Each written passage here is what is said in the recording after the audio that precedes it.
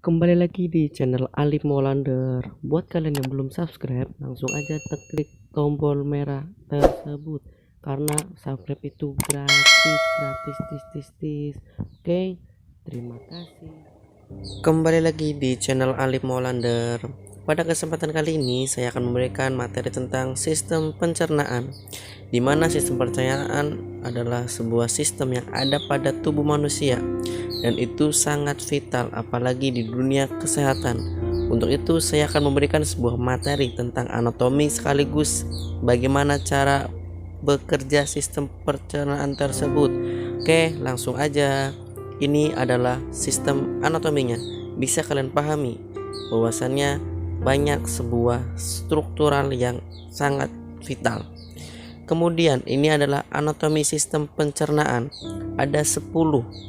Yang pertama adalah mulut, kemudian tenggorokan, kemudian yang ketiga adalah esofagus, dan yang keempat adalah lambung, kemudian yang kelima ada hati, dan yang keenam ada empedu, dan yang ketujuh ada pankreas, dan yang kedelapan ada usus halus atau usus kecil, dan yang sembilan ada usus besar, dan yang terakhir ada rektum dan anus. Itu adalah 10 sistem pencernaan atau anatomi yang ada pada tubuh manusia. Untuk lebih detailnya saya akan memperjelas di slide berikutnya. Oke. Bagian yang pertama yaitu adalah mulut. Mulut merupakan langkah pertama dalam sistem pencernaan manusia. Proses pencernaan dimulai saat kamu mengambil gigitan pertama pada sebuah makanan dan disebut juga pencernaan mekanik. Bagian mulut juga terdapat sebuah lidah, gigi, dan kelenjar air liur yang bertugas untuk membantu proses pengunyahan agar makanan lebih mudah dicerna. Air liur mengandung enzim dengan fungsi memecah molekul makanan agar mudah diserap oleh tubuh. Kemudian setelah di mulut, kita lanjut ke tenggorokan atau faring. Faring merupakan saluran alat pencernaan yang menghubungkan rongga mulut ke kerongkongan atau esofagus. Faring juga berhubungan dengan rongga hidung yang berfungsi untuk memproduksi suara. Makanan yang ditelan dari mulut masuk melalui tenggorokan dan diteruskan ke tabung berotot yang disebut esofagus.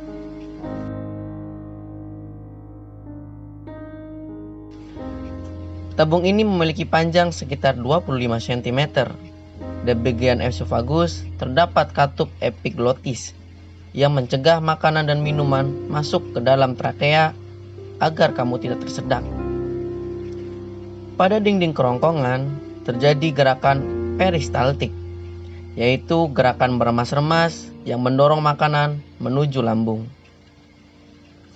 Kemudian setelah masuk ke lambung, lambung merupakan organ berbentuk seperti kantong yang terdiri dari dinding berotot. Di lambung terjadi sistem pencernaan mekanik, di mana makanan dan minuman diremas dan diaduk menjadi bubur makanan oleh otot polos. Ada 3 bagian dari lambung yang sangat penting: bagian atas, bagian bawah, dan bagian tengah. Bagian atas disebut kardia, bagian tengah disebut fundus, dan bagian bawah disebut pilorus. Di bagian lambung juga terdapat pencernaan kimiawi, di mana makanan dicerna oleh enzim dalam getah lambung yang dihasilkan oleh sel kelenjar dinding lambung. Getah lambung terdiri dari pepsin, renin, dan asam klorida atau HCl. Pepsin enzim yang fungsinya memecah protein menjadi pepton dan proteosa. Kemudian renin, enzim untuk mengumpulkan protein susu, lalu dicerna oleh pepsin. Kemudian asam klorida, asam yang berfungsi untuk membunuh kuman dan bakteri pada makanan dan mengaktifkan pepsinogen menjadi pepsin. Kemudian yang terakhir, lipase gastrik, suatu enzim yang mengubah lemak menjadi asam lemak. Setelah melalui proses sistem pencernaan, lambung perlahan-lahan meneruskan kim atau makanan yang sudah halus ke dalam usus halus dengan gerakan peristaltik. Ketika sudah sampai di usus halus merupakan sistem pencernaan manusia terpanjang dengan panjang sekitar 670 cm sampai 760 cm. Penyerapan nutrisi paling banyak terjadi pada saluran pencernaan ini. Usus halus terdiri dari 3 bagian penting yang masing-masing memiliki fungsi yang berbeda-beda. Yang pertama, duodenum atau usus 12 jari. Usus 12 jari adalah bagian usus setelah lambung. Fungsinya untuk menyalurkan makanan ke usus halus dan mencerna makanan secara kimiawi. Terdapat 2 muara saluran, yaitu getah pankreas dan kantung empedu. Enzim yang disekresikan oleh getah usus halus merupakan enzim enterokinase, tripsin, erepsin, disakarase, dan lipase. Kemudian bagian usus yang kedua, yaitu jejunum atau usus kosong, di mana permukaan usus kosong terdapat jonjot usus yang disebut villi. Fungsi utama villi adalah memperluas permukaan usus untuk menyerapan makanan. Hampir 90% penyerapan nutrisi terdapat di bagian usus halus ini, dan selanjutnya diedarkan ke dalam alian darah dan limfa. Kemudian yang terakhir, bagian usus halus, yaitu ileum atau usus penyerapan. Pada bagian akhir pada saluran pencernaan usus halus, nutrisi seperti vitamin B12, garam empedu, air, dan elektrolit yang belum diserap oleh jejunum akan diserap oleh bagian usus halus ileum ini. Seperti jejunum, usus ileum juga memiliki villi. Gerakan kontraksi peristaltik pada usus halus mendorong makanan dari satu bagian ke bagian yang lain. Sisa kim yang berupa limbah diteruskan ke sistem pencernaan manusia berikutnya, yaitu usus besar. Sebagian besar dari sisa-sisa pencernaan makanan dan air diserap di usus besar, lalu disimpan sebagai feses sebelum dieliminasi atau dikeluarkan. Usus besar terdapat bagian, yaitu sekum, kolon, rektum, dan kanalis anal. Fungsi utama usus besar adalah membusukkan sisa makanan atau limbah oleh bakteri Escherichia coli agar lebih mudah untuk dikeluarkan. Di bagian kolon ini juga terdapat penyerapan air dan vitamin K. Setelah itu, zat makanan yang sudah dicerna akan disimpan di rektum dan dieliminasikan melalui kanalis anal ke anus dengan gerakan peristaltik. Itulah proses sebuah makanan yang masuk melalui mulut hingga akhirnya dikeluarkan melalui feses atau melalui anus. Itulah proses dari sebuah makanan yang masuk melalui mulut hingga akhirnya keluar melalui anus. Dan setelah ini saya akan memberikan sebuah fungsi dari macam-macam anatomi pencernaan, di mana yang pertama yaitu ada mulut. Mulut berfungsi untuk menahan abrasi. Mulut yang dilapisi lapisan epitelium, gusi, palaktum keras, dan dorsum lidah yang sedikit mengandung keratin. Kemudian yang selanjutnya yaitu tenggorokan atau faring, di mana ini adalah saluran alat pencernaan yang menghubungkan antara rongga mulut ke kerongkongan atau esofagus. Faring juga berfungsi untuk memproduksi suara. Kemudian anatomi selanjutnya yaitu kerongkongan, di mana tabung berotot yang membentang dari faring ke perut ini berfungsi untuk mengirimkan makanan ke perut atau ke lambung. Tepat sebelum koneksi ke perut ada zona tekanan tertinggi, di mana yang disebut dengan finger esophagus, bagian bawah. Hal ini adalah katup yang dimaksud untuk menjaga agar makanan tidak berjalan mundur ke kerongkongan. Kemudian yang selanjutnya yaitu fungsi dari lambung, di mana berfungsi untuk penyimpanan makanan, yaitu untuk menerima makanan, bekerja sebagai penampung sementara atau jangka pendek.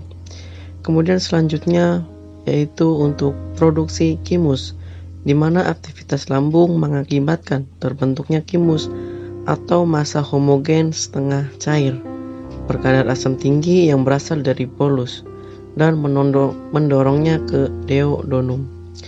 Kemudian fungsi selanjutnya yaitu digestif protein, di mana sekresi tripsin dan HCl mulai pencernaan protein diubah menjadi pepton. Kemudian selanjutnya yaitu produksi faktor intrinsik, di mana glikoprotein yang disekresi sel parietal. Kemudian selanjutnya yaitu produksi mukus yang bertujuan untuk membentuk barier 1 mm untuk melindungi lambung. Dan fungsi lambung yang terakhir yaitu absorpsi.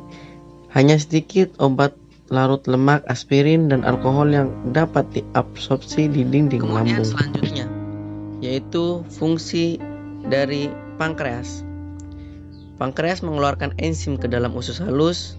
Enzim inilah yang memecah protein, lemak, dan karbohidrat dari makanan yang kamu konsumsi sehari-hari. Kemudian selanjutnya yaitu hati yang berfungsi untuk membuat dan mengeluarkan empedu.